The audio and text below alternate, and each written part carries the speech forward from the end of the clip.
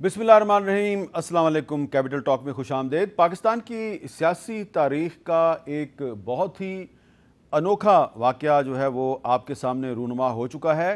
पाकिस्तान की supreme court ने हुक्म दिया था कि इलेक्शन कमीशन ऑफ पाकिस्तान को पंजाब में इलेक्शन के इनेकाद के लिए 21 अरब रुपया फ़राहम किया जाए।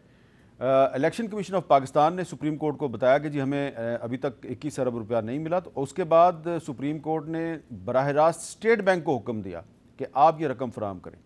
और आज पाकिस्तान की जो कौमी असम्बली है उसने एक करारदाद के ज़रिए इनकार कर दिया, साफ इनकार कर दिया। और पहले उसमें जो एक मनी बिल है वो पेश किया गया और फिर उसको रिजेक्ट करवा दिया गया। और अब एक सवाल ये पैदा होता है कि क्या माजी में जिस तरह वज़ीर आज़म थे यूसुफ रज़ा गिलानी साहब, उनको तौहीन अदालत में डिसक्वालीफाई किया गया था, क्या अब मौजूदा सुप्रीम कोर्ट आज के वज़ीर आज़म शहबाज शरीफ साहब को तौहीन अदालत में डिसक्वालीफाई कर सकती है, या टेक्निकली अब पार्लियामेंट उनके सामने आके खड़ी हो गई है? ना वज़ीर आज़म और ना काबीना बल्कि पार्लियामेंट उनके सामने आके खड़ी हो गई है। तो क्या सुप्रीम कोर्ट ऑफ पाकिस्तान के पास कोई ऐसा इख्तियार है कि वो पार्लियामेंट के ख़िलाफ़ कोई तौहीन अदालत की कार्रवाई शुरू कर सके?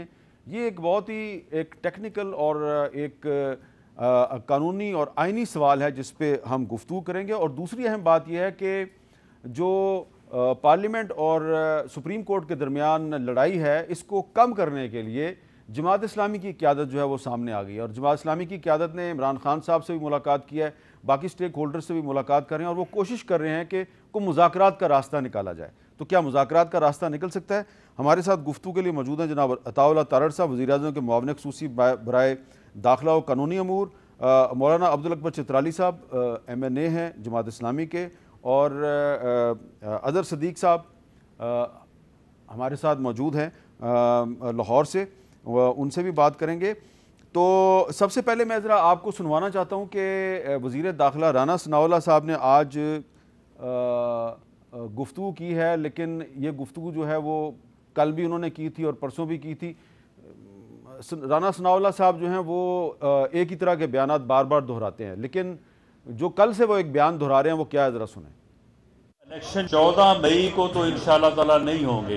ये जितना मर्जी जोर लगा लें, 14 मई को इलेक्शन नहीं होंगे। इलेक्शन इंशाल्लाह इकट्ठे होंगे, केयर टेकर सेटअप के तहत होंगे और इसी साल होंगे। यानी ये मई में अगर नहीं होते तो अक्टूबर भी कोई ज़्यादा दूर नहीं है। राना साहब बड़े वाज़ेह अल्फाज में कह रहे हैं कि इलेक्शन 14 मई को इंशाल्लाह नहीं होंगे, साथ में उन्होंने लफ्ज़ लगाया इंशाल्लाह नहीं होंगे।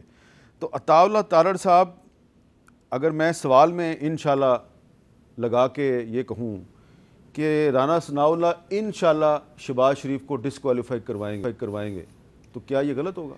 बहुत शुक्रिया मीर साहब, आप बड़ा एक वसी तजर्बा रखते हैं।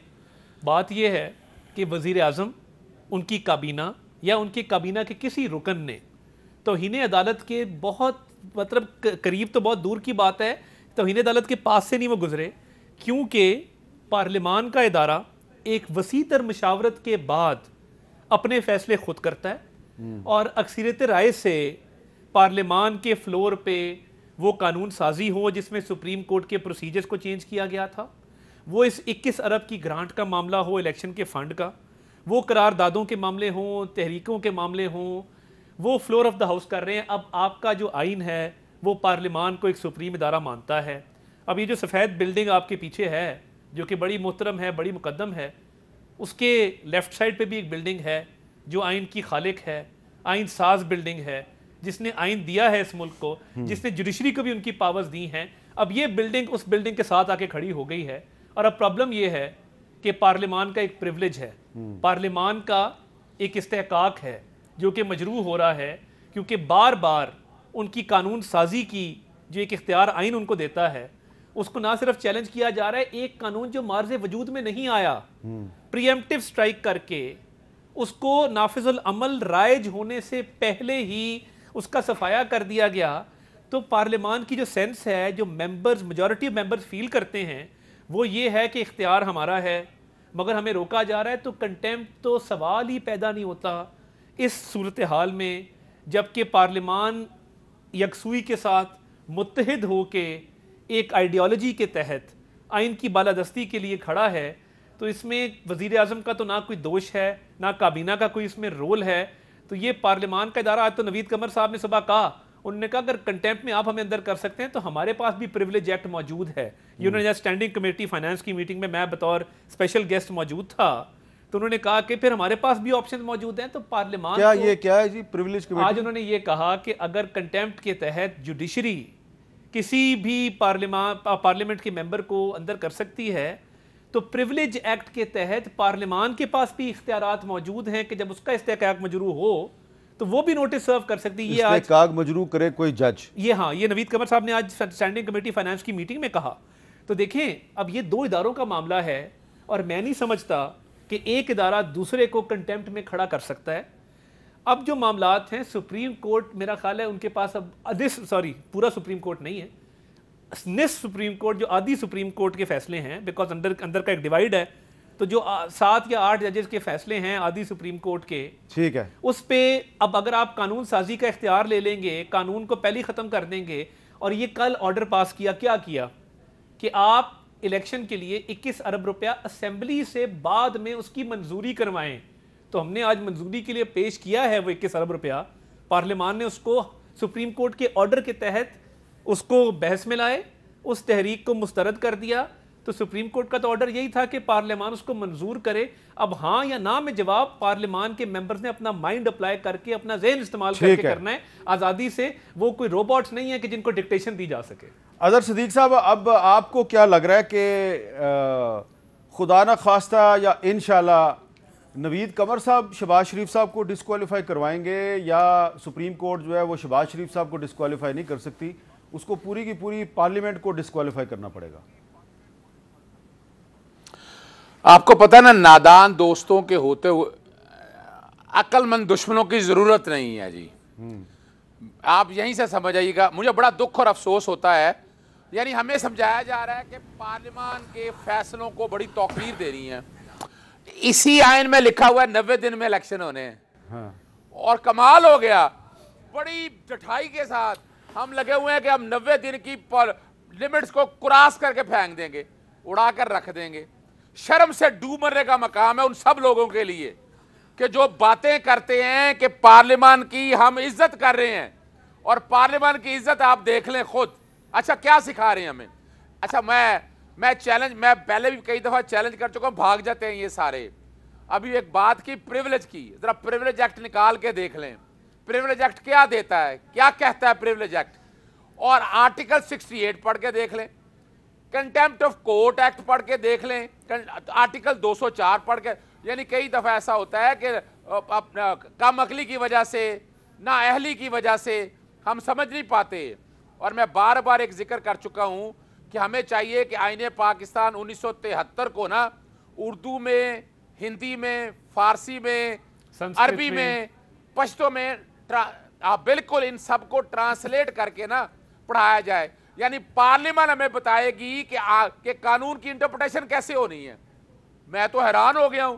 یعنی جو سپریم کورٹ جو عرصہ دراز جب سے پاکستان بنا ہے اب تک اگر آ جائیں, یا 1973 کے آئین سے اب تک لے لیں, یعنی اسی آرٹیکل 204 کو میں نے نہیں پرووائڈ کیا یا آپ نے نہیں پرووائڈ کیا, یہ کس نے پرووائڈ کیا؟ آپ کے آئین ساز نے, آئین سازوں نے 1973 میں. اور پھر آرٹیکل 189 دیا کہ سپریم کورٹ کے فیصلوں کا جو بھی ہوگا ہر ایک پہ پابند ہے. پھر آرٹیکل 190 میں کہا all executive head to act in aid of Supreme Court. مجھے کوئی ایک پروویژن بتا دیں کہ پارلیمان کے بارے میں لکھی ہو کہ پارلیمان کے فیصلوں کو عمل درآمد کرنے کے لیے سب کو عمل کرنا ہوگا. Not a single provision.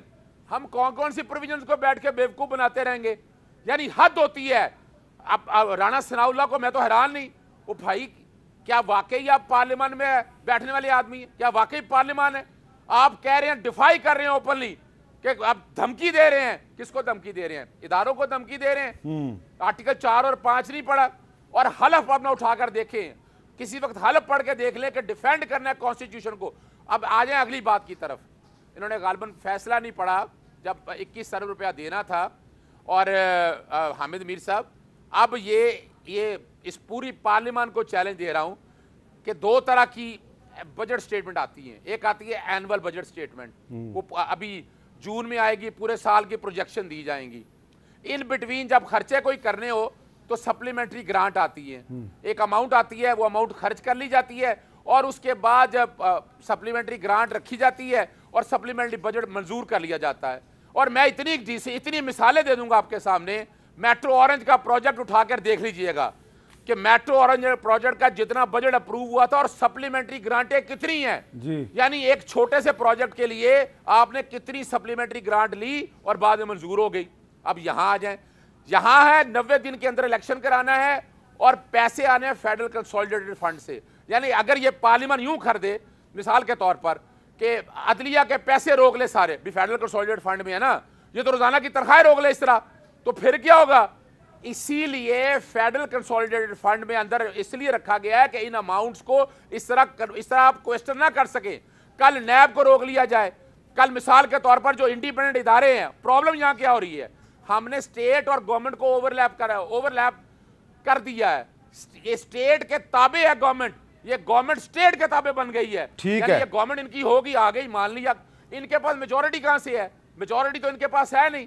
اگر میجورٹی ان کے پاس ہوتی تو پی ٹی آئی کے لوگ بھی اندر بیٹھے, پھر پارلیمنٹ کی میجورٹی سمجھ میں آتی کہ اس وقت آپ جو بیٹھے کر رہے ہیں, خدا را don't defy the constitution, don't make fun of this. پوری دنیا میں مذاق اڑ رہا ہے. بالکل صحیح ہے. انڈیا میں یو کے میں جہاں کہیں بھی دیکھ لیں آپ لے لیں کسی کو بھی قانون دان کو جو قانون سمجھتے ہوں, وہ بتائیں گے کیا ہو رہا ہے. اچھا, جو تحریک آج جو تحریک پیش کی نا, آج جو تحریک قومی اسمبلی نے مسترد کیا ہے, اس تحریک کے بارے میں قومی اسمبلی کے ممبر مولانا عبدالاکبر چترالی صاحب سے بات کرتے ہیں. چترالی صاحب, جب تحریک پیش کی گئی تو آپ ہاؤس میں موجود تھے, تو آپ نے اس تحریک کی حمایت کی یا مخالفت کی؟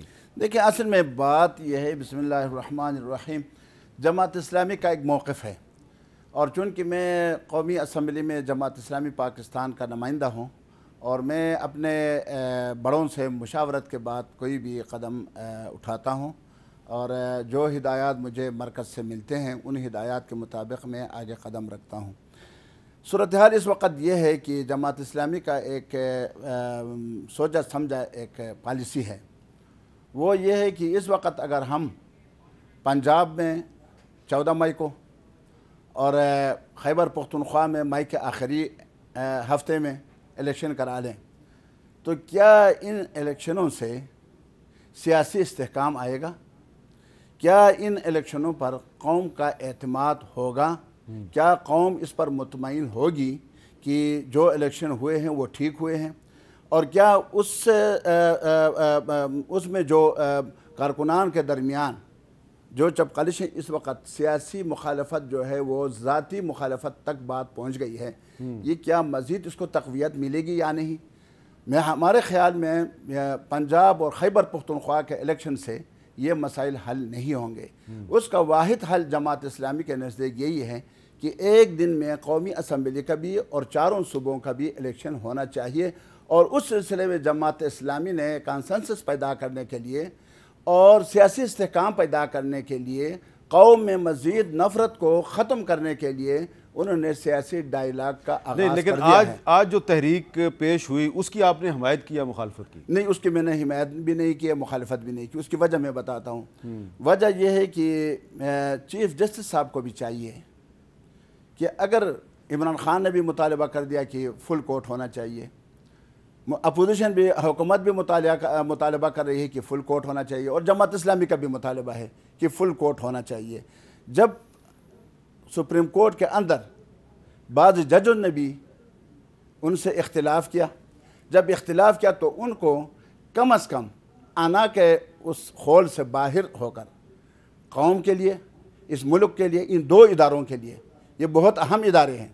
ایک ادارہ ہے مقننہ, اس سے قانون سازی کوئی نہیں چھین سکتا. دوسرا ہے عدلیہ, عدلیہ سے ان کے جو اختیارات ہیں وہ بھی کوئی نہیں چھین سکتا. وہ یہ ہے کہ قانون جب آتا ہے, بن جاتا ہے, تو اگر فل کورٹ از خود نوٹس میں یہ فیصلہ کر لے کہ یار یہ قرآن و سنت کے خلاف یا آئین پاکستان کے کسی دفعے کے خلاف یہ قانون بنا ہے, تب جا کے وہ اس کو ریجیکٹ بھی کر سکتے ہیں, مسترد بھی کر سکتے ہیں. لیکن قانون بنا ہی نہیں ہے, قومی اسمبلی سے پاس ہوا ہے, تو اس کو ریجیکٹ کر کے یہ مقننہ کی اختیارات کو وہ بھی محدود کر مولانا رہے ہیں۔ صاحب اب آپ کی گفتگو جن لوگوں نے سنی ہے، جو سن رہے ہیں اس وقت، ان کو کیا یہ تاثر نہیں ملے گا کہ جماعت اسلامی بظاہر تو حکومت اور پی ٹی آئی کے درمیان مذاکرات کے لیے کوشش کر رہی ہے، لیکن اس کا موقف جو ہے وہ حکومت کے موقف کے بہت قریب ہے، بلکہ بہت زیادہ قریب ہے؟ نہیں، قریب مریب ہم دونوں دیکھیں، ہم نے پی ڈی ایم کا حصہ ہیں الحمدللہ، پہلے دن سے عدم اعتماد میں بھی، ٹھیک ہے، اور اعتماد کے وارڈ میں بھی، اور اس کے بعد بھی آپ نے میرے تقریراً سنی ہیں، قوم نے بھی سنی ہے، جو میں ان کے غلط کاموں کو بھی اسی انداز میں لیتا ہوں جس انداز میں پی ٹی آئی کے دور میں لے لیتا۔ اس میں کوئی شک نہیں ہے کہ ہم نہ پی ڈی ایم میں ہیں، نہ پی ٹی آئی کا حامی ہیں، نہ پی ڈی ایم، ہم صرف اس ملک کے حامی ہیں۔ ٹھیک ہے، ہم اس ملک کو مزید اس ملک کا استحکام آئین پاکستان کے استحکام میں آئین پاکستان کے استحکام میں ہے، اور قومی اسمبلی کو مقننہ کی حیثیت سے مان کر اس میں ہے، اور عدلیہ کو یعنی بطور عدلیہ لینا یہ ہمارے لیے ہمارے ملک۔ اچھا، اب عطا اللہ تارڑ صاحب، آج سابق وزیر قانون پی ٹی آئی کے رہنما فواد چودھری صاحب ایک بات کہہ رہے ہیں، ذرا سنیں وہ کیا کہہ رہے ہیں۔ نیشنل الیکشن کے اوپر بات چیت کرنی ہے، آپ بات چیت کر لیں۔ صوبائی الیکشنوں کے اوپر بات چیت کا وقت گزر چکا ہے۔ 14 مئی کو پنجاب میں الیکشن کرانے ہوں گے۔ یہ جو رقم ہے یہ آج اگر ٹرانسفر نہیں ہوتی تو یہ سپریم کورٹ کی توہین ہوگی، جس میں پہلے انشاءاللہ ایکٹنگ گورنر اسٹیٹ بینک جو ہیں وہ اپنے گھر پہ جائیں گے۔ لندن پلان یہ ہے جو نواز شریف نے اور مریم نواز نے بنایا ہے کہ شہباز شریف کو ڈسکوالیفائی کروانا ہے۔ اچھا، اب یہ اس میں ایک کانسپریسی تھیوری بنا دی ہے فواد چودھری صاحب نے، لیکن وہ کہہ رہے ہیں کہ پہلے قائم مقام گورنر اسٹیٹ بینک جائے گا اور اس کے بعد پھر شہباز شریف بھی جائیں گے۔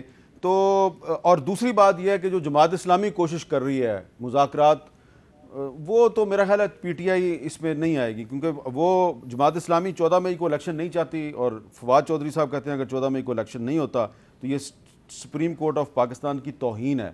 تو ڈسکوالیفیکیشن آف پرائم منسٹر کی طرف بڑھ رہے ہیں آپ؟ نہیں، قطعاً نہیں میر صاحب۔ دیکھیں نا، ابھی جو اظہر صدیق صاحب نے بھی بات کی اور فواد چودھری صاحب بھی بات کر رہے ہیں، اب سپلیمنٹری گرانٹ یہ کہتے ہیں کہ جی وہ 21 ارب آپ خرچ دیں، منظوری بعد میں لے لیں۔ اگر بعد کی منظوری نہ دی جائے تو میرا سوال یہ ہے کہ وہ 21 ارب روپیہ کون گھر سے لا کے سرکاری خزانے میں جمع کرائے گا؟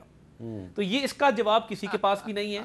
اور دیکھیں، توہین تب شروع ہوئی تھی جب 63A کی غلط تشریح کر کے لوگوں کو گھر بھی بھیجا گیا، ان کے ووٹ گنتی میں شمار بھی نہیں کیے گئے، پارٹی ہیڈ کی جگہ پارلیمانی پارٹی کو ڈال دیا گیا، اور پارٹی ہیڈ کو ڈکٹیٹر کے درجے پہ فائز کر دیا گیا۔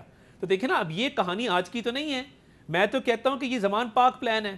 زمان پاک پلان کیا تھا کہ 63A کی غلط تشریح ہو، تحریک انصاف کی پنجاب میں حکومت بنے، وہ اسمبلیاں توڑیں۔ نہیں، آپ دوسرے الفاظ میں چیف جسٹس آف پاکستان کو کہہ رہے ہیں کہ وہ زمان پارک پلان کا حصہ ہیں؟ نہیں، میں تو یہ کہہ رہا ہوں کہ ایک غلط آئین کی تشریح ہوئی ہے۔ اب یہ مجھے نہیں پتا وہ پلان کہاں بنا، کیسے بنا۔ آپ نے کہا زمان پارک میں بنا، باتوں سے یہی ظاہر ہوتا ہے کہ کہیں نہ کہیں نہیں، کوئی نہ کوئی پلان تھا۔ دیکھیں، آئین کا ایک آرٹیکل میں کورٹ میں تھا، میں بول دوں، آپ بعد میں بول لیجیے گا اپنی باری پہ، میں انٹرفیئر نہیں کرتا آپ کی باری میں۔ کہیں نہ کہیں دال میں کچھ کالا ہے، ٹھیک ہے۔ کیا ہے 63A کی جب غلط تشریح کی گئی اور ممبران کا ووٹ گنتی میں شمار نہیں کیا گیا، پھر چودھری شجاعت کی چٹھی کو ڈسریگارڈ کیا گیا، اور پی ٹی آئی کے ممبران کو عمران خان کی چٹھی بھی نہیں تھی، نہ پارلیمانی پارٹی کی چٹھی تھی، اسد عمر نے چٹھی لکھی تھی، اس کے تحت ان کے ووٹ گنتی میں شمار نہیں کیے گئے۔ تو میں یہ کہتا ہوں کہ 63A کی غلط تشریح سے فائدہ کس کو ہوا؟ پنجاب میں حکومت کس کی قائم ہوئی؟ میں تو اس چیز پہ قائم ہوں۔ اور جو فواد صاحب بات کر رہے ہیں دیر از نو کنٹیمپٹ، پارلیمنٹ سے ہم نے ان کو نہیں نکالا، کبھی پارلیمنٹ میں آ جاؤ، کبھی باہر چلے جاؤ، کبھی بائی الیکشن لڑو۔ اچھا، آپ اس کا جواب دیں جی اظہر صدیق صاحب، اس کا جواب کیا آپ کے پاس؟ اچھا، میں بڑے ادب کے ساتھ دیکھیں، اس وقت سپریم کورٹ میں کوئی رفیق تاڑڑ نہیں بیٹھا ہوا۔ یہ ذاتی کامنٹس اگر آپ پاس نہ کریں تو یہ بہتر ہوگا۔ نہیں، آپ بڑوں تک جائیں گے تو میں برے کو گھر چھوڑ کے آتا ہوں، تو مہربانی فرمائیں، میں بڑے تحمل سے آپ کی بات سن رہا ہوں۔ آ جائے گا۔ You will not pass a personal remark۔ اچھا اظہر صدیق صاحب، اگر آپ ٹیکنیکل جواب دے دیں۔ اچھا، میں ٹیکنیکل جواب دے رہا ہوں۔ یہ 1997 کی سپریم کورٹ نہیں ہے، جو 1997 کی سپریم کورٹ بیگ لے کر آپ نے خرید لی تھی یہ 2023 کی سپریم کورٹ ہے اور ووکلا برادری ان کے پیچھے کھڑی ہے. تب بھی سجاد علی شاہ غلط تھا, آج بھی یہ سپریم کورٹ غلط ہے. اچھا اظہر صاحب ایک سوال ہے میرا, ایک سوال ہے میرا, یہ جو ایک میرے پاس ایک ڈاکومنٹ ہے جی گزٹ آف پاکستان میں, جو custody of the federal consolidated fund and public accounts of the federation کے بارے میں یہ کہا گیا ہے, the operation of the federal consolidated fund and the public account for the federation shall vest the finance division under the overall supervision of the federal government. اور آگے چل کے جو اس کی کلاز 23 ہے وہ کہتی ہے کہ نو اتھارٹی شیل انکر اور کمٹ اینی ایکسپینڈیچر اور enter into any liability involving expenditure from the Federal Consolidated Fund and public accounts of the Federation until the same has been sanctioned by a competent authority duly empowered and the expenditure has been provided for the financial year. اور آگے کہا گیا کہ جو no authority shall transfer public money for investment or deposit from government account to other bank account without prior approval from the federal government. تو اس کا اب آپ نے کیس آسان کر دیا. ہاں آپ نے کیس بہت آسان کر دیا. کیسے آسان کر دیا آپ نے جی کہ الیکشن کے اوپر پیسے خرچ کرنے ہیں, پیسے خرچ کرنے کے لیے انہوں نے کہا ہمارے پاس پیسے نہیں ہیں. یہی سوال تھا نا, ان کے پاس پیسے نہیں ہیں. اسٹیٹ بینک کو بلایا, اسٹیٹ بینک نے 1346 ارب روپے کا اکاؤنٹ دے دیا آپ کے سامنے, اور وہ باقاعدہ آرڈر کے اندر انکارپوریٹ کیا ہوا ہے. اگر آپ آرڈر نکال لیں, میں آپ کے سامنے آرڈر سامنے رکھ دیتا ہوں, اس آرڈر کو ذرا سامنے رکھ کر آپ دیکھ لیں, اور باقاعدہ کیا کیا ہے ذرا سن لیجئے گا. پیرا نمبر ہے, یہ پیرا نمبر میں پڑھنے لگا ہوں اس کا, جی یہ میں پیرا نمبر پڑھنے لگا ہوں, یہاں لکھا ہے جی In compliance of our direction, the acting governor State Bank of Pakistan presented to the court a statement setting out the amounts and monies of the federal consolidated government which are under the custody, control and management of State Bank. اس میں بتایا ہوا جی account naan funded 1392 ارب روپیہ. ان کا یہ کہنا تھا کہ ان کے پاس پیسے نہیں ہیں. اسٹیٹ بینک نے آ کے سارا کچھ سامنے رکھ دیا تو ان کا کیس ہو گیا ختم. ان کا پکڑا گیا جھوٹ. اچھا ان کا پکڑا گیا جھوٹ. اللہ سن لے, بات ختم کر لینے دیں مجھے, عطا طاہر صاحب پریشان نہ ہو آپ. جی ان کا کیس یہ تھا کہ پیسے نہیں ہیں, پیسے 1392 ارب نکل آئے. اب مجھے یہ بتا دیں, یہ ہے امین, یہ ہے امانت دار فیڈرل گورنمنٹ کے پاس. یہ ان کا کوئی ذات کا جاگیر کا نہیں ہے, یا یہ گھر کا پیسہ نہیں ہے ان کا, یہ میرے اور آپ کے ٹیکسز کا پیسہ ہے جو ان کے پاس پڑا ہوا ہے امانت کے طور پر. اور یہ امانت کیا خرچ کر رہی ہے, یعنی انہوں نے خرچ کرنی ہے الیکشن کرانے کے لیے. یہ کوئی سپریم کورٹ نے اپنے لیے پیسے نہیں مانگا ہے, یہ الیکشن کمیشن نے پیسے مانگے ہیں, الیکشن کمیشن نے پیسے مانگے ہیں, اور یہ امانت ہے ان کی. آرٹیکل 4 اور 5 کی والے. اب اگلا سٹیپ کیا ہے, اب گورنر اسٹیٹ بینک نے کسٹوڈین تھا پیسوں کا, انہوں نے پیسے علیحدہ رکھ دیے, فیڈرل گورنمنٹ کے پاس بھیج دیے. اب فیڈرل گورنمنٹ, اب سن لیجیے گا اگلی بات میری, فیڈرل گورنمنٹ اگر انکار کر رہی ہے کہ یہ پیسہ ہم نے الیکشن کے نہیں دینا, تو یہ 4 اور 5 کی وائلیشن, اور یہ گورنمنٹ پوری گھر جائے گی. میرے لفظ کوٹ ان کوٹ یاد رکھ لیجیے گا, پوری گورنمنٹ گھر جائے گی. گورنمنٹ اگر انکار کرے گی, جی سن لیں, اب سن لینا اب ہمت کر کے سنیے گا بات.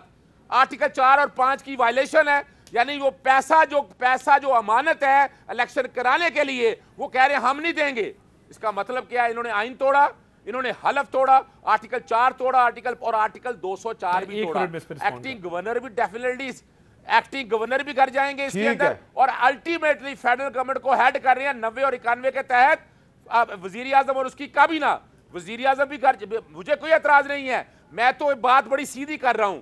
اس بات کا جواز دے دیں کہ الیکشن کرانے ہیں, پیسہ کس نے دینا ہے. بالکل ٹھیک ہے. یہ کیا گھر سے دینا ہے, کیا یہ پیسہ گھر سے لے کے اچھا, اس پہ ایک بات جواب دے دوں. ایسی آج ہماری وہ وقفے کے بعد دوبارہ آ رہا ہوں جی آپ کے پاس, وقفے کے بعد دوبارہ ملتے ہیں.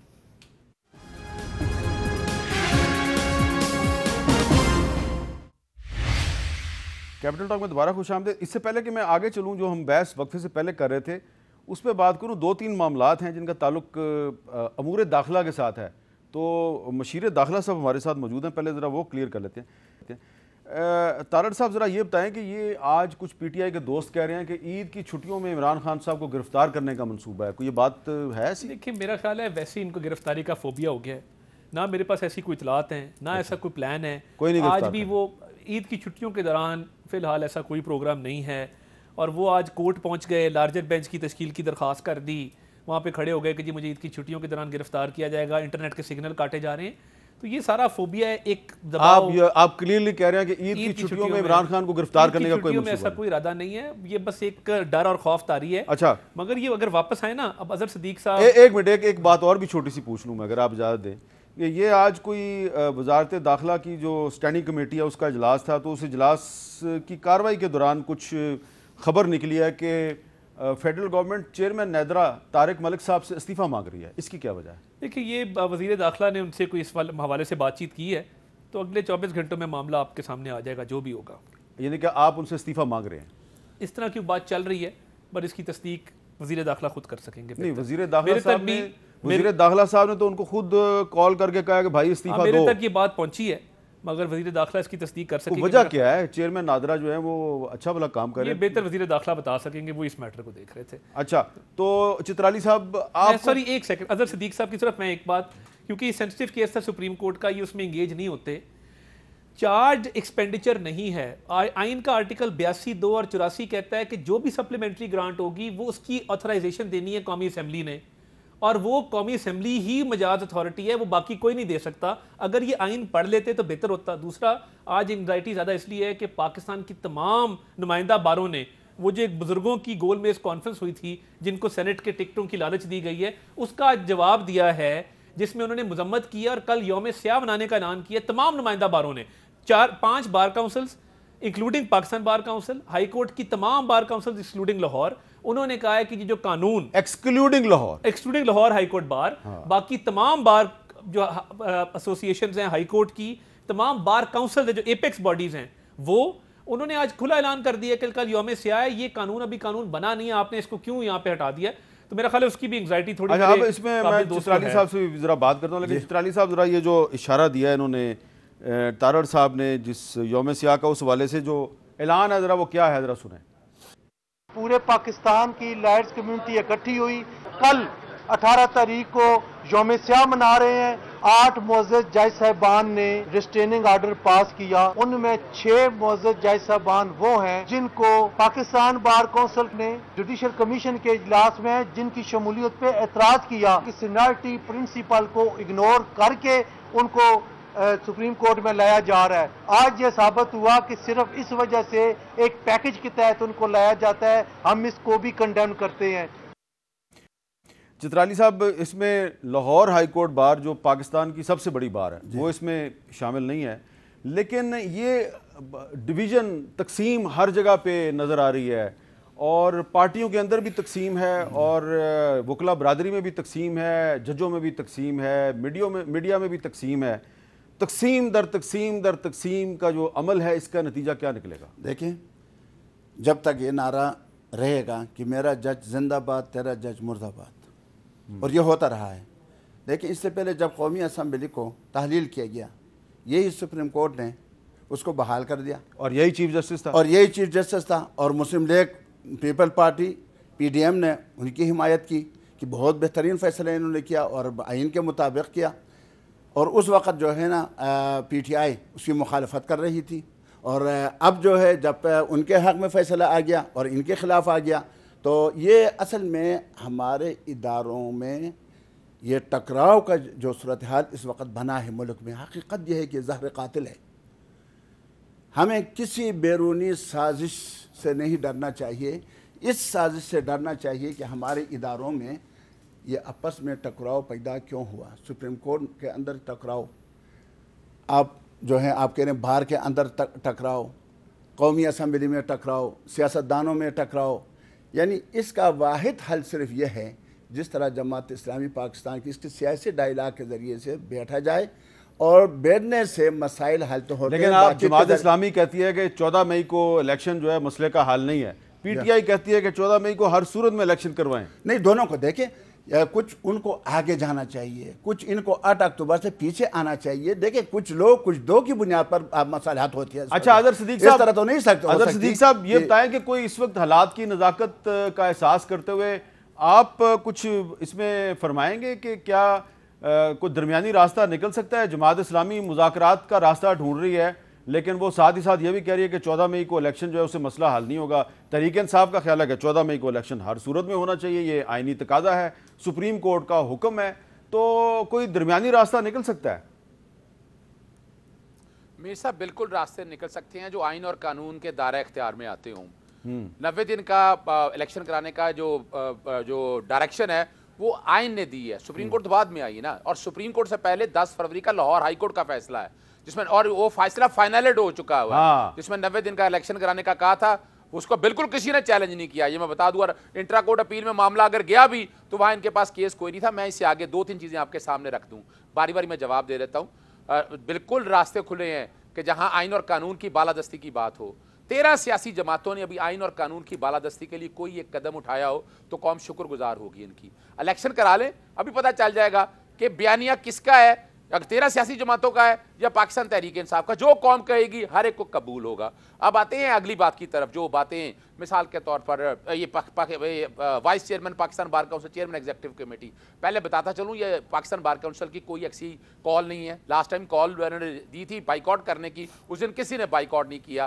3 تاریخ اور 4 تاریخ 3 تاریخ والے دن آپ کو پتہ ہے, اور بعد میں بھی ہم نے دیکھ لیا. وہ چیئرمین ایگزیکٹو کمیٹی یا vice chairman Pakistan bar council کہتے رہے, انہیں کہتے لائے ریزولوشن دکھائیں, کہاں ہے پاکستان بار کونسل کی ریزولوشن. پھر اس طرح بیٹھ کر جو باقی باتیں ہیں نا, جو آپ کہنا چاہ رہے ہیں, یعنی کیا کہنا چاہ رہے ہیں یہ, اب بار کونسل اس وقت کیوں نہیں اکٹھی ہوئی؟ اس وقت سپریم کورٹ بار ایسوسیشن آ گئی تھی نو کانفیڈنس موو کے لیے, آج خود نوٹس لیا, باقاعدہ ریکارڈ کی باتیں ہیں. اور میں عطا طاہر صاحب آرٹیکل 63 کی بات کر رہے ہیں نا, مجھے دکھ ہوتا ہے. مساق جمہوریت کھول کے پڑھ لیں, مساق جمہوریت میں یہ بات طے تھی کہ ڈیفیکشن نہیں ہونی ہے. آج ڈیفیکشن آپ کر رہے ہیں, اور آپ بھٹو صاحب کا ریکارڈ اٹھا کر دیکھ لیں. اور دوسری بات ہے, کس نے کا ری رائٹ کیا ہے بھائی, لکھا ہوا ہے امانت ہے, اور وہاں کیا ہے کہ پارٹی جو پارلیمانی پارٹی وہ فیصلہ کرے گی کہ ووٹ کس کو دینا ہے, اور پارٹی لیڈرشپ اس کی ڈسکوالیفیکیشن کے لیے جائے گا. Very clear, one of the best judgement in the judicial history of Pakistan. کسی کو پسند آئے یا نہ پسند آئے, لیکن کیا ہو گیا کہ یہاں ہارس ٹریڈنگ کے دروازے بند ہو گئے ہیں. اب آتے ہیں اگلی بات کی طرف. اب چترالی صاحب نے بڑی خوبصورت بات کی کہ جناب الیکشن سارے ایک دن کہہ دیں. مجھے آئین کے اندر کوئی ایک پروویژن بتا دیں جہاں جو یہ کہتی ہو کہ قومی اسمبلی اور صوبائی اسمبلیوں کے الیکشن ایک دن ہونے ہیں, اور اس میں بڑی وضاحت کے ساتھ. کیا آئین بنانے میں کو نہیں پتا تھا کیا یہ پروونشل اٹانومی اور فیڈرل اور وفاقی اکائیوں کو یہ نہیں پتا تھا؟ 18ویں ترمیم کے اندر بیٹھ کر یہ چیزیں سوال اٹھایا. میں ختم کر رہا ہوں, میں ختم کر لوں, میں سنتا پھر اس کو. دیکھیں بڑی سمپل سی بات ہے, اگر یہ لکھا ہوتا تو پھر یہ معاملہ یہ لے کے آتے کورٹ میں کہ جناب یہ آئین کی فلاں پروویژن ہے جس کے تحت تمام الیکشن اکٹھے کرانے ہیں.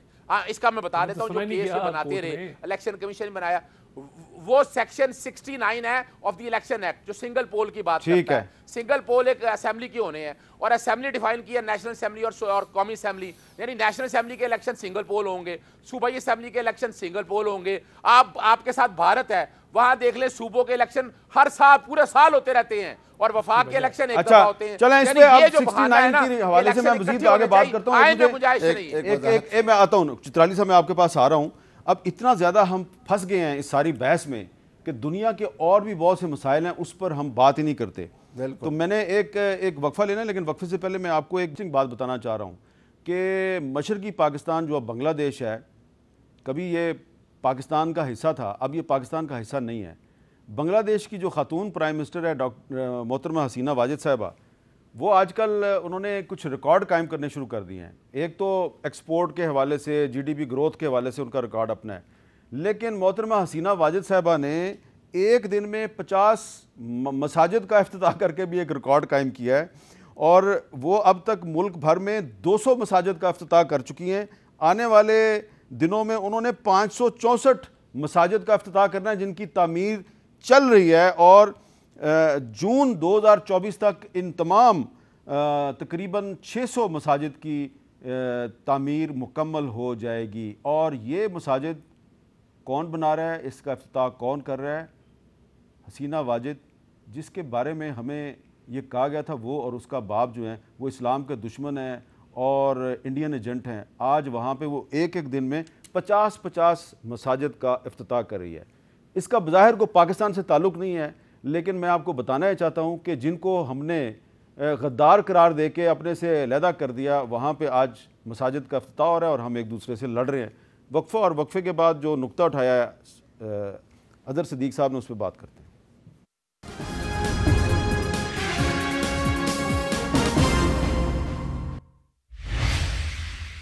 کیپٹل ٹاک میں خوش آمدید. وقفے سے پہلے اظہر صدیق ایڈوکیٹ نے ایک سوال اٹھایا ہے.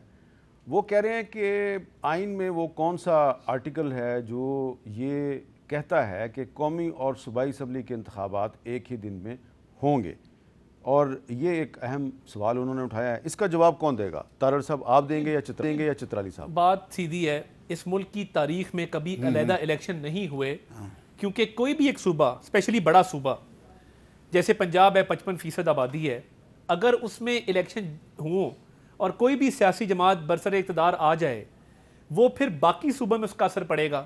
اور جو محروم صوبے ہیں، چھوٹے صوبے ہیں، وہاں پہ جو پنجاب میں جس کی حکومت ہوگی وہ حکومت قائم کر لے گا. آئین کا کون سا دیکھیں جو کیئر ٹیکر سیٹ اپ کا، اگر انڈیا میں نہیں ہے کوئی ایسی پروویژن، پاکستان میں آئین کا آرٹیکل 224 کیا کہتا ہے کہ کیئر ٹیکر گورنمنٹس ہوں گی. کیئر ٹیکر گورنمنٹس کا کانسیپٹ اسی لیے دیا گیا ہے کہ کوئی بھی حکومت ایسی جو کسی سیاسی جماعت کی حکومت ہو وہ انٹرفیئر نہ کر سکے. تو یہ بڑا کلیئر ہے آرٹیکل 224. اس کا مقصد ہی یہ تھا، یہ تو نہیں تھا کہ صرف کیئر ٹیکر اسی صوبے میں ہوگی جس کی اسمبلی ٹوٹے گی، یعنی باقی ملک میں پھر جو مرضی ہو، یعنی فیڈرل گورنمنٹ جو ہے وہ انٹرفیئر کرے صوبے میں، اور جب صوبے کی گورنمنٹ بن جائے وہ نیشنل اسمبلی کے الیکشن میں انٹرفیئر کرے. تاریخ میں کبھی کیوں الیکشن علیحدہ نہیں ہوئے؟ آمریتیں بھی آئی ہیں، سیاسی جماعتوں کی. اچھا، ایک سوال پیدا ہوتا ہے کہ اب پنجاب میں اور خیبر پختونخوا میں آپ نے الیکشن کے لیے کیئر ٹیکر گورنمنٹس بنائی تھیں. اب الیکشن تو نہیں ہو رہے اور آپ ہونے بھی نہیں دیں گے، تو پھر ان کیئر ٹیکرز گورنمنٹ کا کیا جواز ہے؟ دیکھیں، جب بینظیر صاحبہ کی شہادت ہوئی تو کس قانون یا آئین کے تحت کیئر ٹیکر گورنمنٹ جو ہے وہ ایکسٹینڈ ہوئی تھی؟ ایک ایمرجنسی سچویشن پیدا ہو گئی تھی. ابھی بھی آئینی بحران ہے. آئین کے اندر کوئی ایسی چیز درج نہیں جس کے تحت کیئر ٹیکر گورنمنٹس ختم ہو سکیں انتخابات کو ان کی تکمیل تک پہنچانے سے پہلے. تو یہ کیئر ٹیکر گورنمنٹس تو رہیں گی. اس میں دیکھیں یہ بھی دیکھا جائے نا کہ آئین کے کس آرٹیکل میں یہ ہے کہ یہ دونوں الیکشن علیحدہ ہوں گے، یہ بھی نہیں ہے. لیکن جب آپ قومی سطح پر سوچتے ہیں، آپ ملک کے لیے سوچتے ہیں، آپ اداروں کے لیے سوچتے ہیں، آپ یہ سوچتے ہیں کہ اس وقت جو انارگی ہے، اس وقت جو سیاسی چپقالش ہے، اس وقت جو دوریاں ہیں، اس وقت جو سیاست کو ذاتی عناد کا بنیاد بنایا گیا ہے، ان حالات میں میرے خیال میں فرض عین بنتا ہے کہ ایک ہی دن الیکشن ہو. اور یہ اس میں یہ ہوگا کہ ایک فریش حکومت آئے گی، قوم کو اس پر اعتماد ہوگا، پوری دنیا کا اعتماد اس پر ہوگا، اور پھر یہ ہے کہ ملک ترقی بھی اس وقت. اچھا، اب فرض کریں کہ عمران خان صاحب آپ کی اس بات سے اتفاق کر لیتے ہیں، ٹھیک ہے، تو اکتوبر کی بجائے جولائی یا اگست میں کوئی الیکشن کی ڈیٹ رکھ لیتے ہیں، ٹھیک ہے. اس کے بعد عمران خان صاحب جو ہے وہ الیکشن میں ان کو میجورٹی مل جاتی ہے، تو آپ کو وہ رزلٹ قابل قبول ہوگا؟ بالکل صحیح الیکشن ہو. دیکھیں، شفاف غیر جانبدار الیکشن ہو، الیکشن کمیشن کسی کی طرفداری نہ کرے، اور وہاں جو ہے نا اپنے آدمیوں کو نہ بٹھایا جائے، جس طرح ہوتا رہا ہے ہمارے یہاں ہوتا رہا ہے. تو اس کے لیے بہتر ہے کہ پھر چیف الیکشن کمیشنر بہت کنٹروورشل آدمی ہے، اس کو بھی تبدیل کر دیا جائے. بعد ہم تو دیکھیں، جماعت اسلامی کا پہلے سے جب قومی اسمبلی میں یہ الیکشن کمیشن کے حوالے سے بل آیا تھا، تو اس میں 9 ترامی میں نے پیش کی تھی. ٹھیک ہے جی، عرض کر رہا ہوں اس میں کیا تھا. اس میں یہ تھا کہ الیکشن کمیشن کو انپاور کیا جائے، فل پاور ان کو دیا جائے، ان کو بااختیار بنایا جائے، ان کو جتنا فرق. جی اظہر صاحب جلدی سے بات مکمل کیجیے گا. اچھا، میں کوئی نہیں، یہ ابھی صرف خواہشات پہ بات ہو رہی ہے. خواہشات نہ آئین ہے نہ قانون ہے، بڑی سیدھی سی بات ہے. دوسری تو باتیں ابھی بڑی زبردست نگران سیٹ اپ کی بات کی. یہ جو نگران سیٹ اپ الیکشن، ابھی سارا ملک میں بحران کی ذمہ دار الیکشن کمیشن ہے. محسن نقوی کو الیکشن کمیشن نے لگایا. ٹرانسفر پوسٹنگ ساری دیکھ لیں، 144 کا نفاذ دیکھ لیں، آپ پرچے دیکھ لیں پی ٹی آئی کے اوپر. اس وقت بیٹھ کے نگران حکومت کام کر رہی ہے اور ایک سیاسی جماعت کو سنب کر رہی ہے. کسی نے کوئی بات کی ہو الیکشن میں. اور دوسری بات ہے، آپ کو یاد ہوگا حمزہ شریف تھے اس ملک کے پنجاب کے وزیر اعلیٰ. 22 سیٹوں پہ ضمنی الیکشن ہوئے، ان کی موجودگی میں ہوئے تھے. یعنی یہ جو بہانہ بنا کر کے جناب کہ نگران سیٹ اپ، اور آئین میں بڑی واضح طور پر ہے، اگر نیشنل اسمبلی میں الیکشن ہونے ہیں تو وہ نگران سیٹ اپ ہوگا. یہ کہیں بھی آئین میں نہیں لکھا کہ نیشنل اسمبلی کے الیکشن ہوں گے تو تمام صوبوں میں بھی نگران سیٹ اپ آئے گا. یعنی آپ یہ کیا بات کر رہے ہیں؟ آئین اور قانون کی پاسداری کریں. خواہشات پہ ایک آئین نہیں چلتا, خواہشات پہ ملک نہیں چلتا. اور ایک آخری بات, آپ نے عمران خان صاحب کے بارے میں سوال کیا کہ انہیں تھریٹ ہے. بالکل ہے. ضلع شاہ والا جب واقعہ ہوا تھا اور اس کے بعد عمران خان صاحب اسلام آباد گئے تھے تو گھر میں اٹیک کیا تھا. 40 پولیس والے آ کر کیا کیا؟ انویڈ کیا گھر کو, توڑ پھوڑ کیا آپ نے, اور جوس تک کے ڈبے اٹھا کر لے کر گئے تھے. اور ابھی بھی یہ جو بات ہے یہ کیا ہے؟ یہ تو بات کر رہے ہیں وفاقی حکومت کی. نگران حکومت جو یہاں بیٹھی ہے یہ ایکشن نگران حکومت دینا چاہتی ہے. اچھا, ایک آخری ایک جو بات آپ نے کی ہے وہ بڑی امپورٹنٹ ہے, اور میں عطاء اللہ تارڑ صاحب کو یہ کہنا چاہتا ہوں کہ تارڑ صاحب, جو آپ نے عمران خان کے گھر سے جوس کے ڈبے اٹھائے ہیں, پلیز واپس کریں. آپ سب کا بہت بہت شکریہ. دیکھیں, دہشت گرد کو جب پناہ دیں گے تو پھر کیا ہوگا وہاں؟